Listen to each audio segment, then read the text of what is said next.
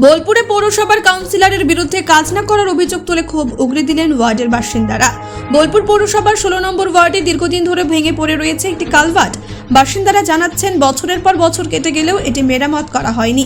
শুধু কালভার্ট নয়, ওয়ার্ডের ড্রেনগুলোর অবস্থাও বেহাল। এলাকাবাসী একাধিকবার কাউন্সিলরের কাছে অভিযোগ জানিয়েছেন, কিন্তু ফল মেলেনি।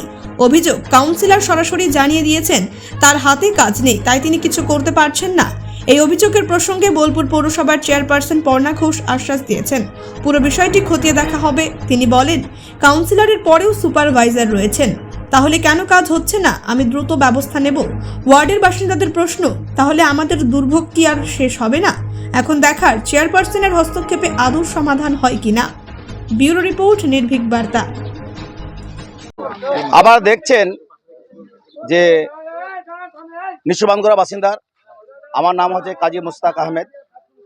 তো আমাদের পাড়া নিশুবাঙ্গুরা মুসলিম পল্লী, প্রায় 350-এর উপর ঘর আছে আমাদের পাড়াতে। দীর্ঘদিন আমাদের এই কালভেট দেখতে পাচ্ছেন, দেখার আপনার ক্যামেরাম্যানকে বলবো যে দীর্ঘদিন 3-4 মাস থেকে এই কালভেটের গার্ডওয়ালটা আপনার ভেঙে পড়ে আছে। এই পাড়া দিয়ে অনেক ছেলে মেয়ে স্কুল যায়, অনেক মানুষ যায়, টোটো পেরিয়ে যায় দিকে, কিন্তু এখানে কোনো গার্ডওয়াল নাই। আমাদের পাড়ার কাউন্সিলর স্বামী, যিনি কাউন্সিলর আবা লোহার, তার স্বামী আছে দুর্যোধন লোহার। তো দুর্যোধন লোহার এই পাড়া দিয়ে আসে, তো এই যে পাড়া অবস্থা দুরবস্থা হয়েছে, উনি আমাদের কোনোদিন দেখেন না। আর আমাদের পাড়া ড্রেন পরিষ্কার করা হয় না। আপনি কান্দটা দেখেন কি অবস্থা হয়ে আছে, ড্রেন করছে না, রাস্তাঘাট ভালো করছে না। আমাদের পাড়া অনেক পেছিয়ে আছে কি অনেক দিক থেকে। মাননীয় মুখ্যমন্ত্রী মমতা বন্দ্যোপাধ্যায় যে উনি উন্নয়নের প্রকল্প ধারা করেছিলেন, সেই সুবিধা আমাদের পাড়ার মুসলিম পাড়াতে সেইভাবে সুযোগ সুবিধা পাচ্ছে না। আপনি দেখতে পেলে আপনি আমার পাড়াতে ঘর চলেন, ভেতর দেখবেন অনেক ড্রেন, আপনার ড্রেন নাই, রাস্তাঘাটে কাদা জমছে, তারপরে আপনার জলের ভালো সুব্যবস্থা নাই। এটাই আমার দাবি প্রশাসনের কাছে এবং মুখ্যমন্ত্রীর কাছে আমাদের দাবি থাকবে। এবং এই যে যারা আমাদের বোলপুর চেয়ারম্যান যারা আছেন বা পার্টির লোক আছে, তাদের কাছে আবেদন থাকবে যে তারা যেন আমাদের নিশুবাঙ্গুরা মুসলিম পল্লীটাকে তারা সুনজরে দেখেন। আমার নাম কাজী মুস্তাক আহমেদ, এটা 16 নম্বর ওয়ার্ড।